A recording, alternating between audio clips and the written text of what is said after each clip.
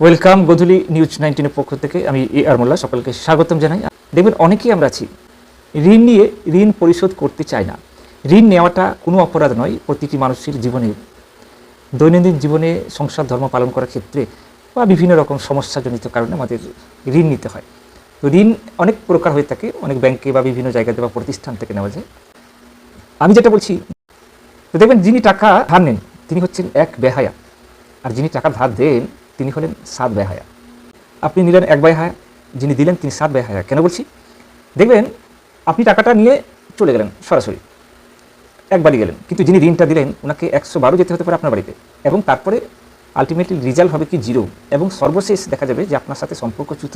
আপনি তার সাথে সম্পর্কচ্যুত করলেন, কারণ আপনি তার কাছে ঋণ নিয়েছিলেন, তিনি ঋণ টাকাটা আপনার কাছে চেয়ে বসছেন। তো দেখবেন তিনি যখন আপনাকে ফোন করছেন, আপনি ফোন সুইচ অফ, আপনি তাকে বলছেন আজকাল দেবো, আমি কি চলে যাচ্ছি নাকি, এইসব বিভিন্ন ধরনের কথাবার্তা তাকে বলবেন। কিন্তু তিনি আপনাকে বিনা শর্তে, কোনো রকম লাভ তার নেই, আপনাকে উপকার করার জন্য, আপনাকে বিপদে আপনাকে সাহায্য করার জন্য আপনাকে দিয়েছিলেন।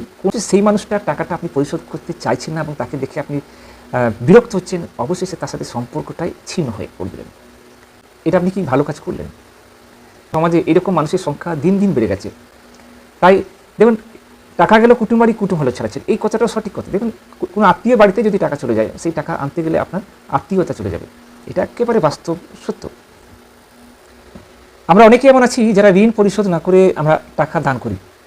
তা আমি মনে করি টাকা দান করার থেকে ঋণ পরিশোধ করাটা ভীষণ জরুরি। কেন বলি? আপনার অবর্তমানে আপনি যেদিন মারা যাবেন, যদি ঋণগ্রস্ত অবস্থায় মারা যান, আপনাকে জবাবদিহি করতে হবে, কারণ আপনি একজনের টাকা মেরে দিয়েছেন। যদি আপনি দান করতে নাও পারলেন, অথচ মৃত্যুবরণ করলেন, তাতে কোনো সমস্যা নেই, কিন্তু আপনি ঋণগ্রস্ত হয়ে মারা গেলেন, অথচ দান করেছেন, আপনার কোনো লাভ হবে কি?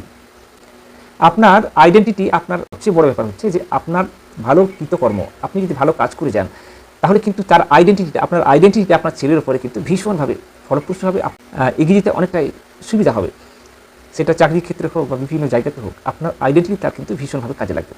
আপনি যদি ঝগড়া, ফাসাদ, দ্বন্দ্ব বা ঋণ করে মানুষকে শোধ না দেওয়া, প্রতারণা করা, এগুলো যদি করে যান, তো আপনার অবর্তমানে আপনার যে পরবর্তী জেনারেশন, তাকে কিন্তু ভীষণভাবে সাফার করতে হবে।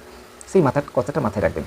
তো যাতে করে আপনার সন্তান, আপনার পরবর্তী প্রজন্ম ভালোভাবে এগিয়ে যেতে পারে, সেই কথাটা মাথায় রাখতে গেলে আপনাকে সর্বপ্রথম একজন স্বচ্ছ, পরিষ্কার, পরিচ্ছন্ন মানুষ হতে হবে, এবং তার সাথে একজন ভালো মানুষ হিসেবে সমাজে প্রতিষ্ঠিত করতে হবে। একজন ভালো মানুষ হিসেবে ফুটিয়ে তুলতে পারেন, তাহলে কিন্তু আপনি একজন সত্যিকারের ভালো মানুষ, এবং আপনার পরবর্তী প্রজন্ম, আপনার ছেলে হোক বা মেয়ে হোক, তাদের কিন্তু এগিয়ে যেতে ভীষণভাবে সাহায্য করবে।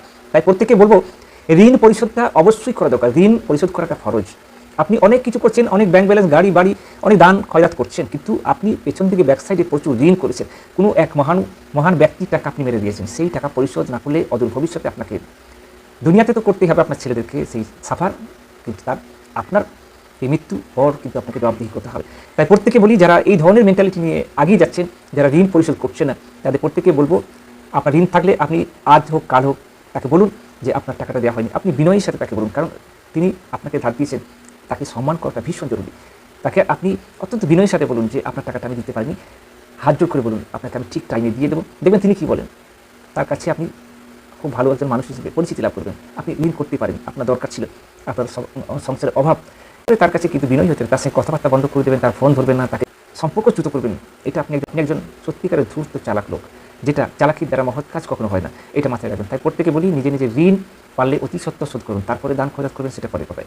যাই হোক, আমার কথাগুলি যদি আপনাদের ভালো লাগে, অবশ্যই লাইক কমেন্ট শেয়ার করবেন, আর অবচেতন মনে ঈর্ষান্বিত না হয়ে সামনের দিকে হাতিয়ার করে এগিয়ে চলুন।